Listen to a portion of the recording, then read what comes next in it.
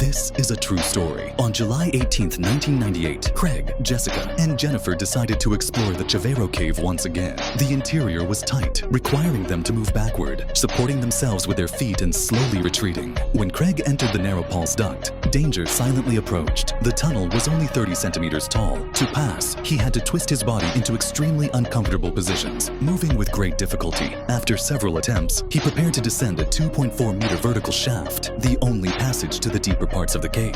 He stretched his legs, looking for a foothold, but at that very moment, the worst happened. His left foot got stuck between the rocks, and his right leg wedged into a crack. He fought desperately, but the more he struggled, the tighter the rocks held him. Jessica was the first to notice something was wrong, and Jennifer crawled into the tunnel to help him. However, the space was so tight that every attempt was futile. Time passed, and the blood circulation in Craig's leg was compromised, causing swelling. Seeing the situation worsen, Jennifer decided to go out alone to seek help. 5 hours later, the rescue team arrived. However, the tunnel was so narrow that only one person could enter at a time. They tried ropes, lubricants, and even a hot air gun to prevent hypothermia, while improvising a ventilation system to ensure enough oxygen. But nothing worked, and Craig began losing consciousness. The rescuers considered an extreme solution, breaking his bones to remove him. But that was a last, desperate resort. After hours of drilling, they managed to open a small passage. They passed a drill to Craig. Now, his only hope was himself. With his heart racing, he gripped the tool with trembling hands. It was all or nothing. He held his breath, gathered all his strength, and suddenly, he felt the rock give way. With one final pull, he freed his legs. But the nightmare wasn't over. His legs were severely injured, and every step was excruciating. Even so,